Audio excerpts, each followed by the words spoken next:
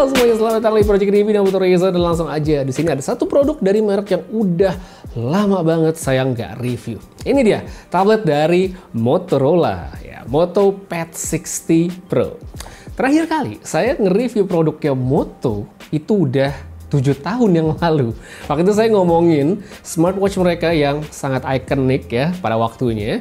Dan sekarang akhirnya saya nyobain produk dari mereka lagi dan langsung ke tablet seri Pro mereka. Untuk seri Pad 60 atau Pad 60 ini, Moto juga ada versi Lite-nya yang lebih murah. Makanya saya bisa bilang kalau yang saya cobain sekarang ini adalah tablet terbaiknya Moto. Sebagai tablet Pro, harga berangkat ini sebenarnya oke sekali ya. Kalau untuk retailnya pas dia baru rilis, itu harganya dipasang di sekitar 6 juta lebih dikit. Tapi kalau saya cek di marketplace dengan memanfaatkan voucher, promo dan segala macam, kita bisa dapat harga yang lebih rendah. Itu juga udah dapat tablet sama stylus langsung ya, si Moto Pen Pro yang udah ada di dalam kotaknya. Untuk tabletnya sendiri, saya suka deh sama warnanya, kayak dual tone hijau yang disebut sebagai bronze green. Ya, ini menarik sekali pas dilihat langsung. Di kamera juga bagus, warnanya saya suka gitu ya dengan tampilannya si tablet ini. Terus untuk ukurannya, tablet ini masuk ke kategori tablet besar. Untuk ketipisannya cukup lah ya, meskipun bukan yang tipis-tipis amat, masih gampang lah kalau buat nyelip ke dalam tas. Tombol power sama volume itu ada di posisi yang deketan. Kalau landscape begini dia ada di sisi kiri atas. Di tombol power ini juga udah sekalian sama sensor sidik jari untuk kita pakai unlock perangkatnya. Kemudian kita bisa lihat juga di sini ada slot untuk micro SD. Jadi buat yang ngerasa storage-nya kurang bisa ditambahin pakai micro SD. By the way, di sini nggak ada SIM card ya, soalnya memang tablet ini adalah seri Wi-Fi only. Masih ngomongin soal sisi-sisi di tablet ya, kiri kanan kita bisa cek di sini ada 2 speaker ya masing-masing gitu. Total ada 4 alias quad speaker. Suaranya kencang banget ya pasti. Terus untuk detailnya juga oke sekali untuk pemakaian sehari-hari. Nyetel musik sambil kerja ya, mungkin lagi di rumah atau pas sambil nonton tapi males pakai headset, pakai earphone, ini suaranya udah cukup banget. Dan ngomong-ngomong soal tadi nonton multimedia, ukuran layar di sini juga lega ya, 12,7 inch.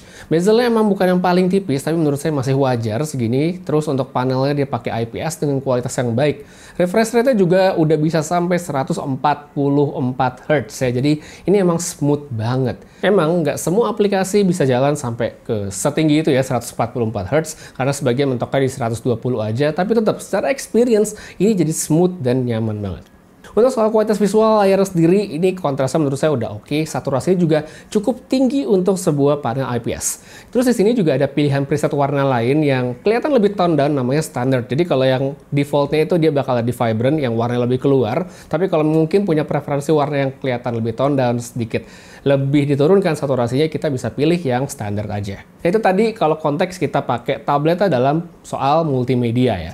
Nah kalau untuk produktif, nah ini juga bisa nyaman kok ya, kayak misalnya buat multitasking, namanya juga tablet gitu ya. Nah di sini bisa buka up to 4 window multitasking dengan smooth seperti ini. Jadi kayak untuk multitasking semua dibagi 4 itu bisa. Belum lagi ini bisa ditambah dengan up to 5 floating windows buat yang emang multitasking banget orangnya.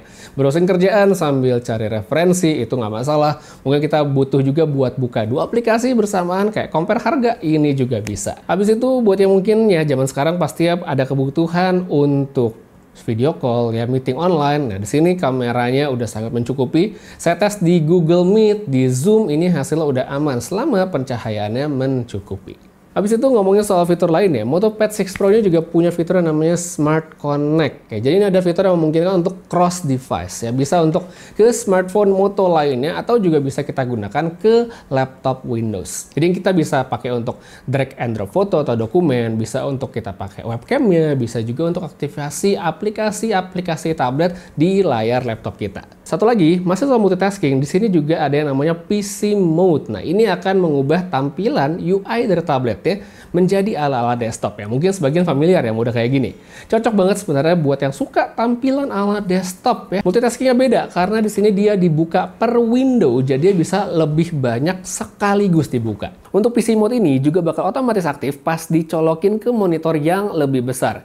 Ini asik banget karena dari satu tablet kita bisa langsung bikin kayak workstation yang tinggal ditambahin keyboard sama mouse aja. Dan masih ngomongin soal layar gede begini, ya ini juga pastinya akan sangat menyenangkan untuk mereka yang memang bisa maksimalkannya dengan stylus ya, entah buat nyatet, untuk coret-coret bikin mind mapping, ya bikin shortlist atau apapun, ini bisa banget di sini.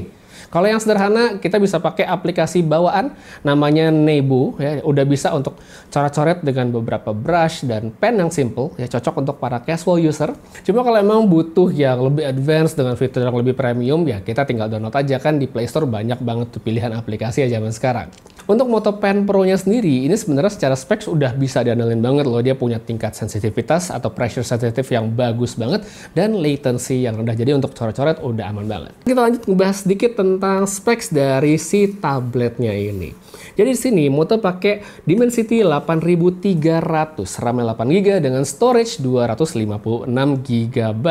Kalau kita cek di testingan sintetis, ini sebenarnya udah cukup banget ya, karena di Antutu udah lebih dari sejuta, 1.400.000 saya dapat di sini. Udah kayak smartphone di kelas harga yang mirip-mirip.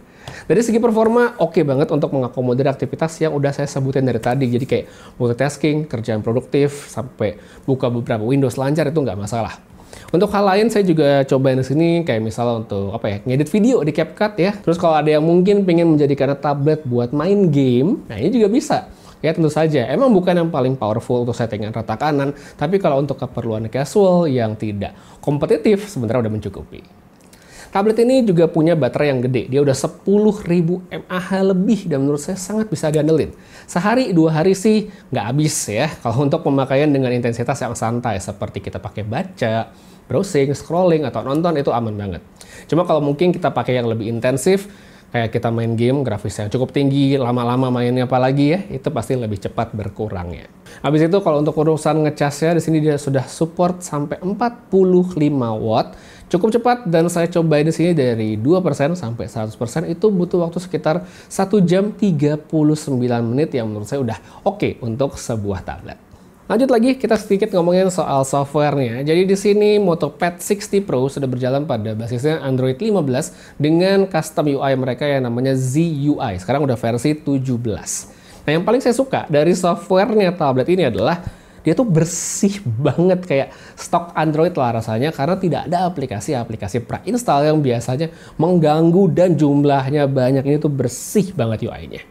Terus yang bisa dipastikan lagi adalah di sini tidak ada iklannya. Ini pasti adalah berita bagus buat yang tidak suka UI terus ada muncul iklan-iklan pas lagi dipakai. Ini udah aman banget UI-nya. Motorola ngasih update sampai 2 versi Android ke depannya dan juga ditambah 4 tahun security patch ya untuk tabletnya. Ya masih oke lah ya dengan harga segini. Nah, jadi 5 jutaan besar dengan spek seperti yang dibawakan sama si Moto Pad 60 Pro, sebenarnya ini tablet menarik banget.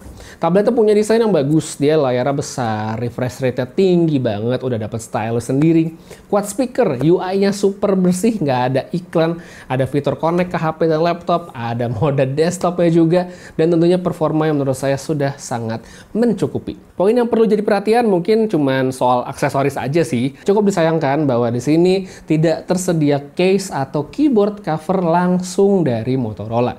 Sesuatu yang sebenarnya esensial ya untuk perangkat seperti sebuah tablet, tapi sekarang di sini belum tersedia, jadi kita masih harus mencari alternatif third party-nya. Atau bisa juga kalau udah punya keyboard atau Bluetooth mouse ya juga bisa di-connect ke sini untuk dipakai supaya lebih maksimal experience-nya. Tapi kalau itu semua tidak menjadi masalah bagi kalian, ya menurut saya sih tablet ini bisa menjadi value deal yang sangat menarik dengan segala macam kelebihan yang ditawarkan dan harga yang begitu menarik. By the way, untuk tabletnya sendiri ini sudah tercover garansi 1 tahun dan bisa langsung kalian carry in ke Lenovo Service Center kalau aja ada masalah.